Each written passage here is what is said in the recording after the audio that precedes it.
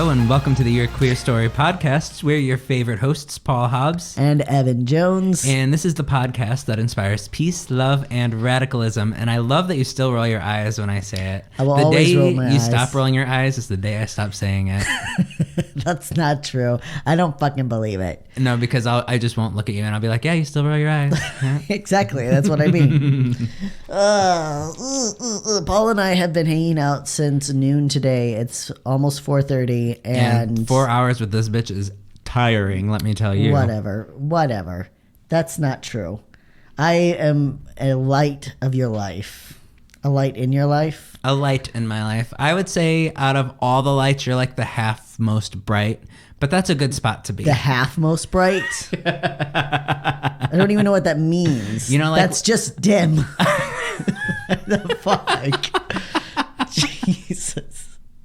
Go ahead. No, I don't know. I don't have any segue. I was hoping you could pick it up and run with it. Nope, couldn't pick it up. Couldn't run with it. But yeah, so I have a little news, which I did announce on social media, but I'll say it here. Oh my God, Stewie is whining and scratching at this door. Stewie, you're not getting in here. Anyways, my announcement, I did find a job. About fucking time. I thought Samantha was going to kill you, honestly. Oh, really? No, I was working. I was doing a lot of temp work, but she was getting a little annoyed. Not that I couldn't. She was just really hopeful for me. Yeah. Anyways, but yes, I'll be an LGBTQ advocate for a sexual violence and domestic violence shelter. I'm not going to say who I work for because what I say on this podcast does not represent them, and I like to keep it that way, so I don't publish who I work for, but I am very happy about my position. Yes, you got a great position, and all the applause from the audience, you don't hear them, but they're there. Everyone listening's cheering for you. I don't know why you couldn't have thrown in a sound effect for me. You won't because you're too lazy. Because when he's editing these episodes, he's also like playing a game or listening to something. He's doing literally 13 things while he does. Or I'm working on our website. I do a lot of stuff. You do. He does a lot of stuff, but he can't just sit and do one thing. No, I have like 8 side hustles, and everyone. Listen, between all my side hustles, I probably clock 80 hours a week, including my day job. So. Well, see, that's the whole thing. That's why I had to get out of retail, because I was like, I have side hustles as well, and I need to be able to, I need to be able to have time for those, or I need to have something that joins them together. So now my entire life is queer based. That's all I am. I'm just You're gonna get queered out. You think so? I don't know. think it's possible. When I was going to the gay bars, I was like, I can't be around gay people as much. This is too much. David was talking about living somewhere where it's like mostly gay people, and I was like, I don't think I can be surrounded by gay people that often. Every Sunday night, I go and have dinner with my very straight suburban in-laws, and I feel like that kind of balances. There you go. That's probably helps. Yeah, I think spending time with your straight suburban in-laws always calms. It really does. It brings you back to earth. Yeah. It really does. Because then they say something that, like, you're like, it's not queer at all. Yep. Like, did you watch that game? Exactly. The Sox game or the Patriots game is on at all times in that house. Like, I've never gone over where there wasn't some kind of baseball game or football game or the news. The news is playing constantly. The news. And at my work, they did this, like, the Super Bowl squares, where they like draw out squares on a piece of paper, and then you get to like buy a square, and based on like the arrangement of numbers, you can win or lose based on like the score. I think you're like talking about like a kitty, like the gambling. Yeah. People are listening to us like, wow. And they were like, do you want to play, Paul? And I was like, no, because I could lose. I could win, and you would tell me I lost, and I would still I would have absolutely no idea if I won or not. Yeah, no idea. I love that my father-in-law still gets his news from the news. Like, it'll be like when Kobe Bryant died, rest his soul, but like he didn't get it until the 6 o'clock news. And he's like, whoa, did you see what happened to Kobe? We're like, yep, we knew. Twitter already knew. Everyone already knew. Mm-hmm.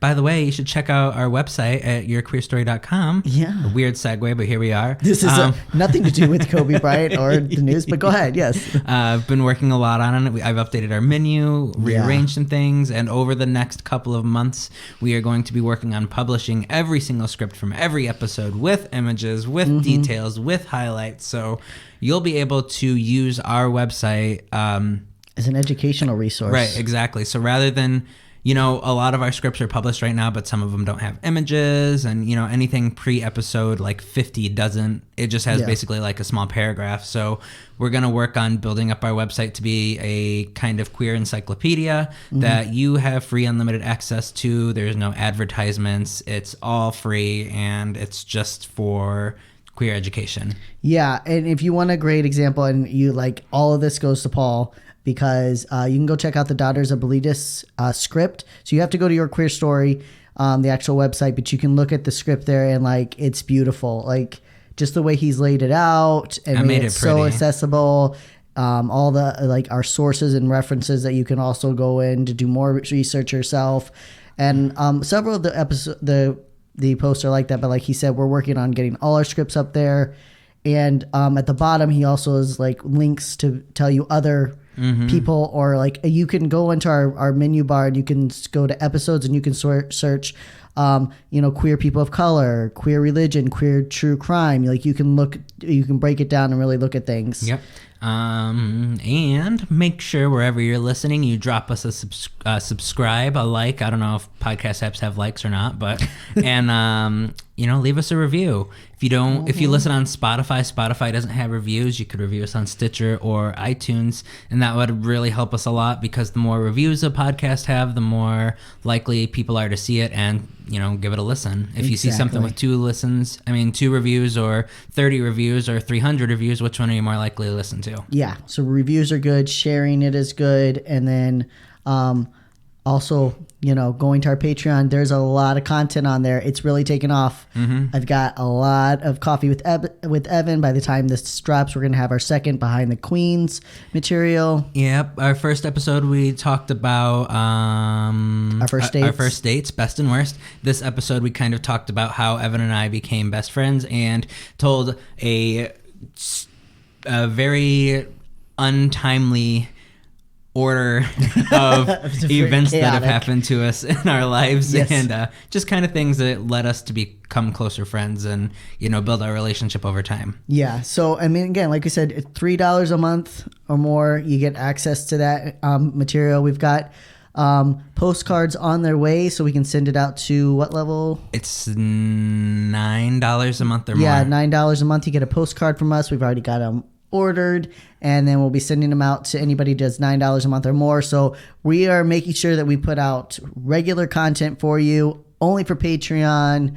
Right. Our podcast is always going to be free and accessible wherever you list. But if you want extra behind the scenes, one-on-one, close, in-depth, and behind the scenes in Evan and ours. Wow.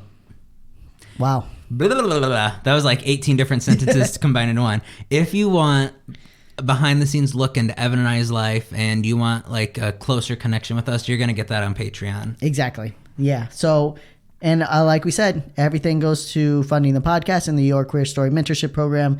We don't earn any money off of it. Not that it would be wrong, but like we don't. Right. That's just not what we do. Maybe one day we can do this full time, but until then, we are putting everything into the podcast. Exactly. And special shout out to Scream Queens. Yes.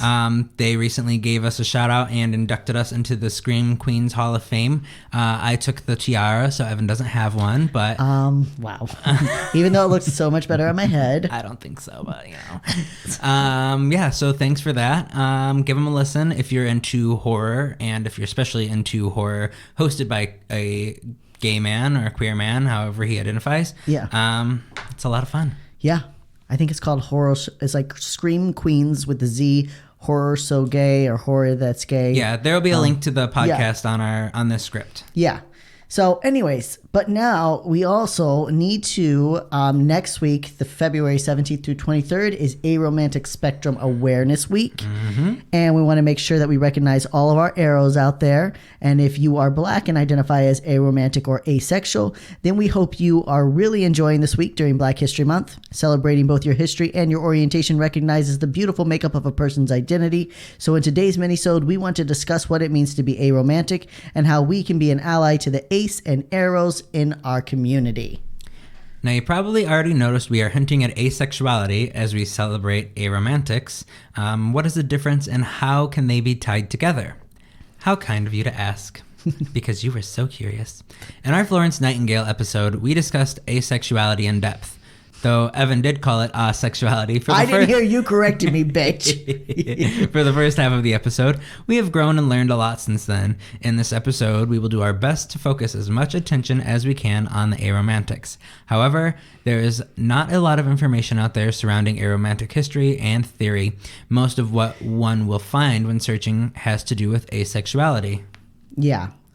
Really hard to just find stuff, and we'll talk about that. So this is due to the fact that asexuality was the original single classification made when researchers began to study so-called abnormal sexual attractions. As such, it became an umbrella term that is still used by many in the ACE community, and ACE is the nickname for asexuals.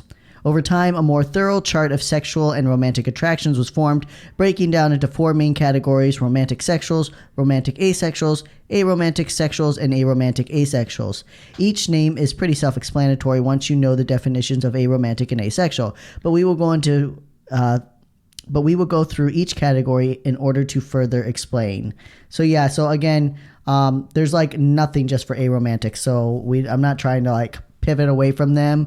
But I think in general, when you're recognizing the ACE community, like ARO, ACE community, like they're just so often joined together. And also you have to recognize the asexual aromantics. But then you also have to think like the reason there's probably no history on this is because people never would have wrapped their mind around the fact that somebody would not be, romantically attracted to at least someone or sexually attracted to at least someone, because they would, just think that these people were broken or, what's wrong with you, that person, or they would just classify them as, oh, she must be one of them lesbians because she doesn't want a man, or, that's just how women are, or, and with the masculine, toxic masculinity, of course, the guy's not going to say, yeah, no, I don't want that. They're just going to say, oh, yeah, I get so many, whatever they want. That's just how culture has always been, at least in America. Lying about, it's this hypersexualization, lying and feeling that you have to lie about your so-called sexual conquests. And a lot of people were also identified as mentally ill, sick, or they were classified as pedophiles. Right? So, you're not attracted to men or women, you must be attracted to children. Right. So that stigma, and we'll talk about that later on, but that stigma also hung to a lot of asexuals. And we talked a lot about that in our Florence Nightingale episode. With all of its faults, I do think that we really stressed that point a lot of why asexuality was ignored. And it's really only been in the last decade that we've had concentrated research on this subject. So we'll start off with the romantic sexual. Another term for this is alloromantic or allosexual. For a long time, this was thought of as the only form of sexual attraction. Anyone who varied was considered broken, abnormal, or possibly labeled a tease or simply a jerk. Maybe if I just read the script, I would have covered all this. And in truth, romantic sexuals do make up the majority of society. That doesn't make them better or more correct, the same way heterosexuality isn't better or more correct than homosexuality. Also, this is a good point to remind everyone that sexual attraction is different than sexual orientation. Attraction is one's sexual and romantic instincts. Orientation is who those instincts are directed towards. ACE and ARO, aromantic people, still have a sexual orientation. Right, so you still can have feelings for another individual, like whether you're attracted, you have a, like your attraction is towards men or women or whoever, or, pansexual. You still have that, so people might identify as I'm a aromantic, right? Like I'm attracted to men and women, but I don't have romantic feelings. So romantic asexuals. This is where the first step of confusion around asexuality usually starts. Romance, sex, and intimacy are all different aspects of human desire. They each fulfill different needs, and some people do not have a need for one or any of these.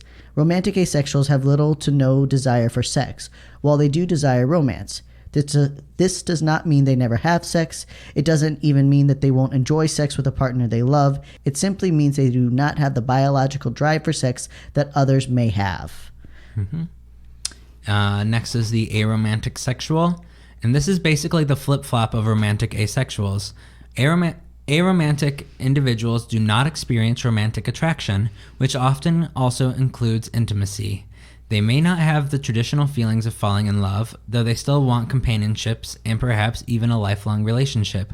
And they do have a desire for sex, which often can misjudge them as callous or a player. Just like romantic asexuals, aromantic sexuals do participate in romantic activities with their partners, but they do not experience the same feelings as those who desire romance. And again, like it varies from person to person. Like everybody's going to be different, you know. But also it's about making a relationship work. But that's communication, and you should never demand something of your partner. But if you're an asexual in a romantic relationship with an allo sexual person, you find a way. Do you want to make it work or not? Right. So, and so like a lot of asexuals and aromantics talk about how like there's such a confusion that like, why are you even dating? And some people choose not to date, but the people that do choose to date, I mean, first of all, it's their own fucking business, but like it's a lot more complex. We're just telling you what their attraction is. It's not about how they're going to play out in their relationship. Aromantic asexual. These individuals experience little to no romantic attraction or sexual attraction. Again, the desire for companionship and friendships is still there, and many ARO ace people will still build a life with a partner or partners. One term often used to describe these relationships is queer platonic. This means that there is more intimacy and commitment than a typical friendship, yet not as intense as a traditional romantic relationship. ARO and ACE people usually live with their partners, raise children together, and do the regular activities of most couples, but they don't experience the same emotions and desires. Another term to be familiar with is squish or squishy, which are similar to the romantic word crush. This signifies a strong platonic tie to a particular person. And also, we want to be clear that ACE and ARO people love just like anyone else. They love their friends, family, and pets the same as any individual. They simply might not fall in love or experience being in love with a different set of emotions. And honestly, falling in love is simply a hormonal high which can be achieved in other aspects of life and is not a signal of normalcy or abnormalcy. So I think that a big misconception is that you can't love anything if you're asexual or aromantic. Again, going back to that's broken, but that's not what it's about. It's not about who you can or can't love. It's about, do I fall in love? Do I see a person? Do I have a sexual arousal, sexual attraction to that person? Do I have a romantic desire to be with that person? That's what we're talking about. Now, these four major categories each have further breakdowns of asexual and aromantic classifications. Just like allo individuals, ace and ARO people vary in their desires and makeup. I honestly don't know if that's supposed to be allo, but that doesn't make sense to me. Allo? But I don't know. I don't make the classifications. It sounds like allo would be better than ace and ARO. But I don't know. Not every person is going to fit their box exactly. Many will blur between the lines, and often a few select squishies will stir emotions that typically are not present. Two of the most common subcategories are grays and demis, which we covered a little more in detail in our Florence Nightingale episode. Grays will rarely experience romantic or sexual attraction, but occasionally can under certain circumstances. There are gray aromantics, gray asexuals, gray ace, gray ARO people. Demisexuals or demiromantics will usually only form a sexual or romantic attraction after a deep bond is formed. So y'all got a lot to learn because there are way more sexualities than media typically covers. Yeah, it's more complex. It's just like gender, right? It's exactly. Yeah. Further misunderstanding about asexuality and aromanticism plays out in victims of trauma. As we said, sex, intimacy, and romance are all attractions and desires an individual may experience. However, when a person undergoes trauma through one or all of these experiences, they can struggle with their desires in that area. For instance, a victim of sexual assault may naturally be hesitant and cautious when it comes to sex. Another example is that a victim of childhood abuse may become more reluctant in areas of intimacy. What is important to distinguish is that trauma does not make a person ace or aro, the same way trauma does not make a person gay or transgender. And how many times have we heard that? Oh right? my God. That my dad to this day tells my mother that I'm gay because my mom got me an Easy Bake Oven. Well, that's true. We know that. I mean, when I got that Easy Bake Oven, I put my grandma's apron on and I was never gayer. When I came out as trans to my mom, she looked at me and she's like, it's because your father died and you're trying to replace him. Oh my God. Fuck. Jesus. That's so... I was in an IHOP. I was not ready for that. That, Jesus.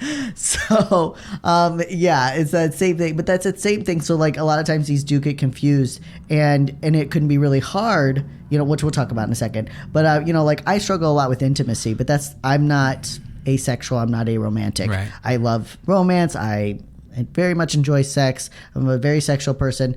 So intimacy can really get confusing if you have trauma. That's why you should go to therapy. Consequently, ACE and ARO people who have experienced trauma may have a harder time identifying their sexual identity.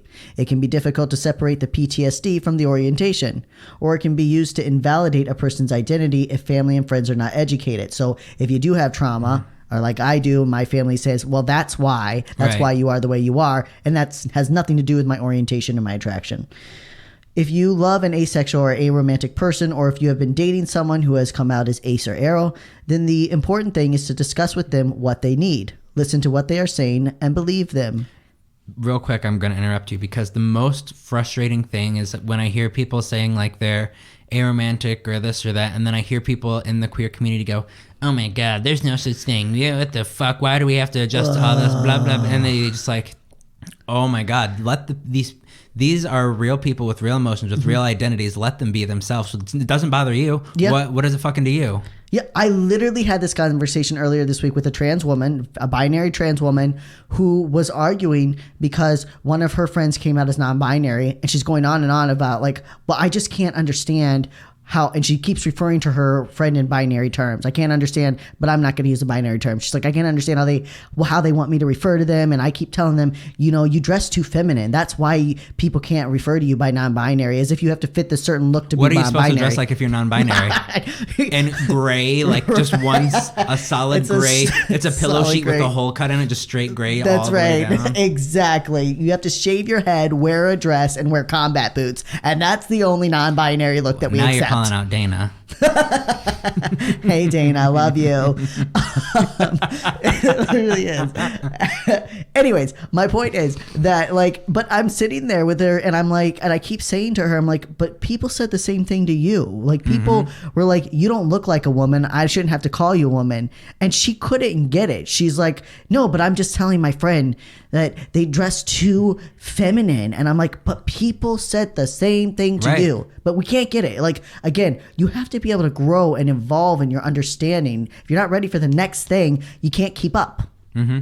Now, sorry. Go ahead. I have, in my work, I'm not going to say where I work, but we have a trans woman in our warehouse, and she's not female presenting at work mostly. Like, you know, she wears jeans and kind of like a typical warehouse look. Yeah. And I heard somebody say, I hate when people say they're trans, but then they don't dress like that. And I'm like, first of all, she came out at work. Second of all, she works in a warehouse, so she's probably like just wear my ball gown to work today. Like, it's like, I'm sure she wears makeup and things outside of work, but maybe she doesn't feel comfortable like that at work. Like maybe she doesn't want to wear makeup. It has nothing that too, yeah. Exactly. But I'm saying, like, maybe she doesn't want to wear makeup, but if she does, she probably just doesn't wear it at work. Like, she's working with a bunch of men in a warehouse. Why would she, like, if she's not comfortable in that, or if that's not what she wants to do, or if that's not who she is, then it doesn't matter. Right. Well, it's this entire episode, right? It's about the boxes. You have to fit in a box. Like, if you're asexual, we never want to see you having sex. And if you're aromantic, you better not be dating anybody. And if you're trans, you better be the manliest man you can be, or you better be the womanest woman you can be. And you can't be anything in between. And if there's anything in between, well, I just can't understand it, because this is really about me and how I feel. And if everybody could accommodate me and my understanding, just I would feel so much better. If you're a straight man, you better not have anything but a buzz cut, a baggy t-shirt, and a pair of blue jeans. Well, most of them do, so. Yeah, but it's the same thing, right? Yeah. Like, people are so varied in their expression and their identity that if somebody identifies as something, that's who they are. Yeah. It's none of your fucking business. It's not a question. Someone's like, this is my pronouns today. You're like, okay. And if 2 months from now, they're like, you know what? My pronouns are this. Okay. Mm-hmm. Not your, like. Why is it an issue? It's not. Yeah, exactly. Why is it an issue? It's not your fucking thing. You're like, well, they're questioning too much. Fucking okay. That's what the Q originally stood for, right? Mm-hmm. Questioning. Like, okay, so they're questioning. Everybody questions. People evolve. Mm-hmm. Not your business. Are you going to support people or not? If you're not going to support them, shut up and sit on the sidelines. We don't need you. Right. So to finish my thing, believe them. And if they need help processing trauma, real trauma, then try to get them to a licensed therapist. And if they simply want your support, then research on how to be a better ally. And if you're a person who's questioning their orientation, then we suggest checking out asexuality.org for more information from other ACE and ARO people. But now we want to recognize 2 Black asexual individuals making a huge impact on the ACE and ARO community. The first person we want to discuss is Sharonda J. Brown, who is an asexual queer advocate, feminist, and Black activist. She writes for the Black Youth Project and Wear Your Voice magazine, and is an essayist and storyteller for QTBIPOC, which is Queer and Trans Black Indigenous People of Color, which is hosting its annual conference specifically and only for people of color at the end of February.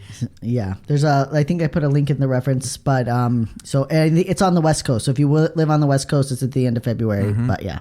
Brown's commentary on how colonization and white supremacy have stripped away Black asexuality is especially scathing and on point. I cannot tell you the last time I enjoyed reading journalists, online journalists as much as I did. Mm-hmm.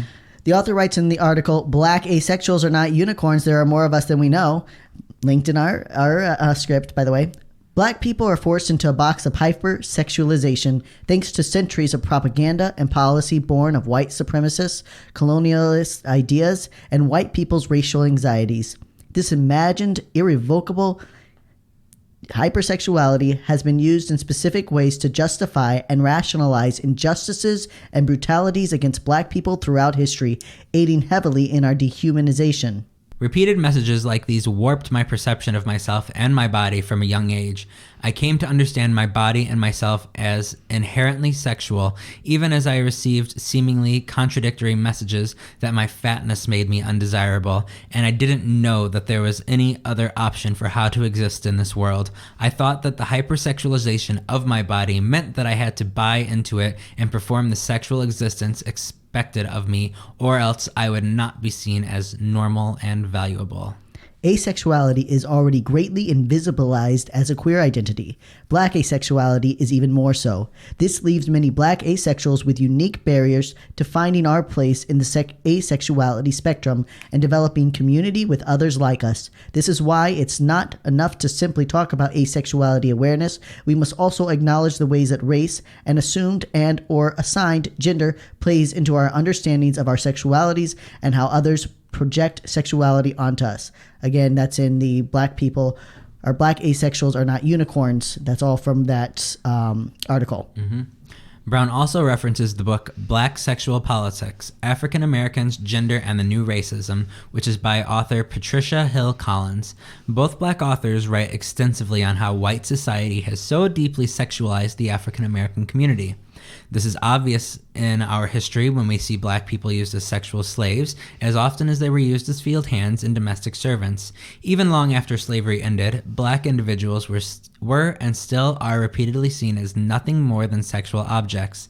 In fact, we whites often believe that by objectifying Black people, we are somehow absolving ourselves of racism, but instead, we reduce people of color to objects and we erase asexual individuals completely. Yeah, I think there's a lot of this imbalance of oh, but I think that I don't know, fucking Jamie Foxx is hot, right? They'll be like, oh, he's so hot. Idris Elba, like, oh my God, he's a god. Yes, he's an incredibly attractive man. But then, like, do you know anything else about him? Do you follow him online? Is that the only thing that we can do is be like, oh wow, black people are beautiful, and like that somehow we're not racist because we said this person was beautiful. Like, I literally think that some people think that they can't be racist if they find a black person attractive. Oh, probably. I would not be surprised. Well, they all have that one black friend, right? Exactly. Nothing makes me angrier. No, I was actually in an argument this week about that where a guy was like, he was defending Rush Limbaugh, and he's like, Rush Limbaugh's not racist. He couldn't be racist. He has a black producer. I was like, oh, wow. If he's got a black producer, then I guess that all the things that he said that were racist don't count. Right. No, it doesn't matter. That's like when people use the N-word and they're like, oh, I have a black friend. I'm like, that doesn't... Oh. You're still fucking racist. Yep. Brown continues in her article, How the Colonial History of Hypersexualization Obscures the Possibility of Black Asexuality. Stereotypes about black women are largely defined in one way or another, by and through our presumed sexual expression and practice. As a result, we are more readily sexually objectified and fetishized than our white counterparts. The Jezebel is always sexually available, and that is evidence of her loose morals. The matriarch uses her sexuality to emasculate, control, and alienate men. As such, she is perpetually single and therefore of very little value. She is seen as the source of all the black community's problems, and the absence of black fathers is always blamed on her. The welfare queen is not only a sexually irresponsible breeder of bastard children, but she is also a leech and a drain on society, so much so that government policy has been enacted because of her laziness, greed, and sexual habits. And not only does Brown tackle the racism surrounding welfare queen stereotypes, but she also addresses how acephobia drives the narrative home.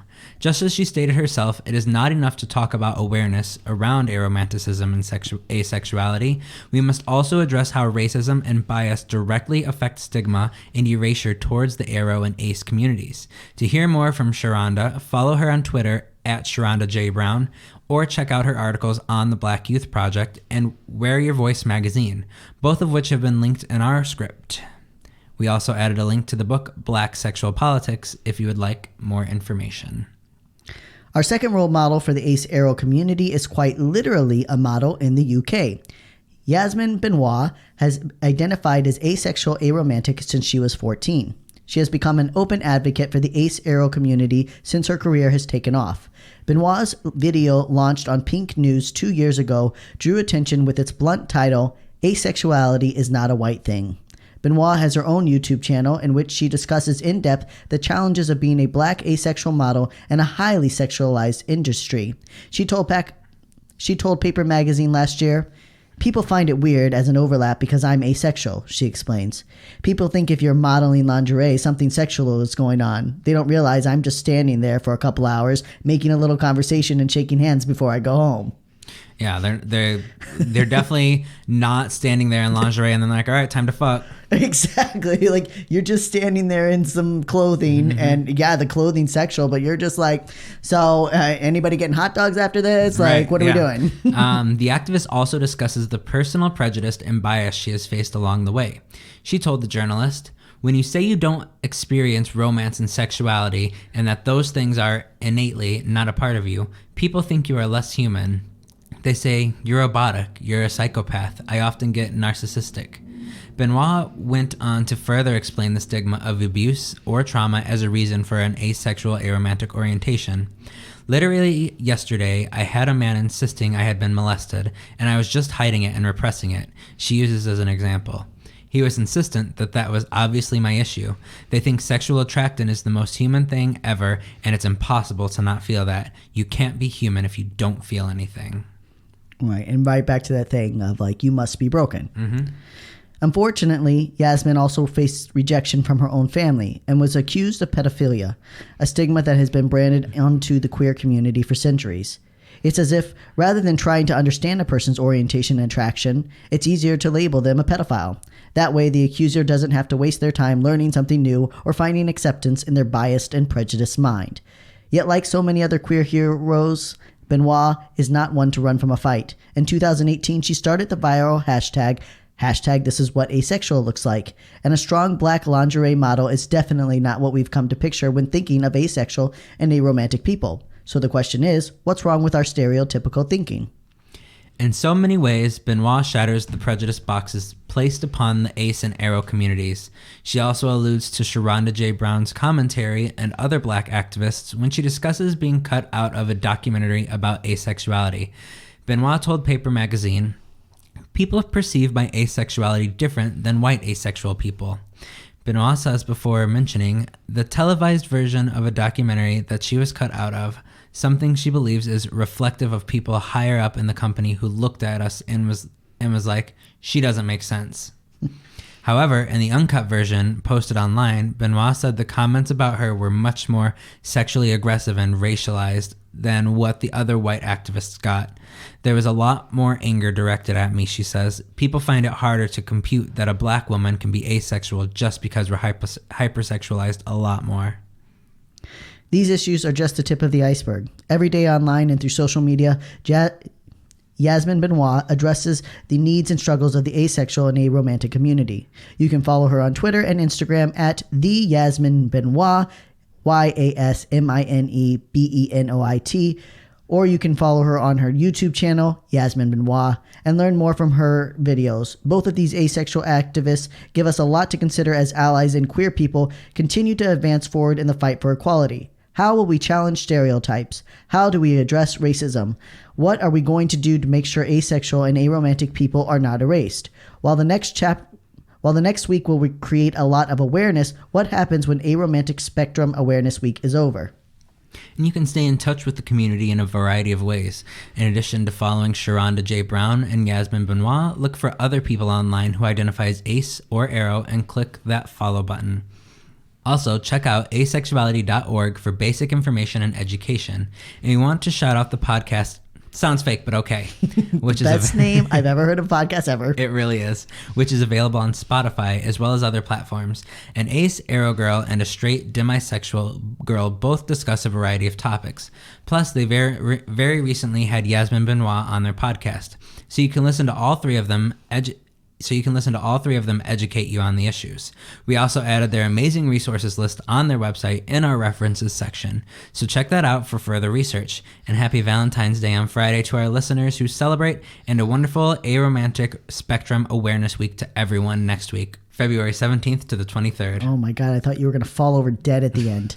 Yeah, so check them out. I do want to give Sharonda's name too, because I gave Yasmin's spelling. Sharonda, SHERRONDA, J. Brown, and Yasmin Benoit, BENOIT. And sounds fake, but okay. Honestly, it looks like a great podcast. I don't want to see it's better than ours, but it looks like a great podcast, and they have a lot of really good resources for asexual ARO people. But yeah, I guess we should wrap it up now. Yeah. Have any closing thoughts? I don't think so. Like we said, happy Valentine's Day. That's my wife's birthday, so I am locked in to that holiday. That there's no moving out of that one for me. So stay queer. Don't get a lobotomy. We love you, our little allied hookers. And a little succulent sapphists. And resist the oppressors, our proud homocrats. Have yourself a sodomy circus, or don't, if that's not your thing. Do whatever you want. Bye. Bye.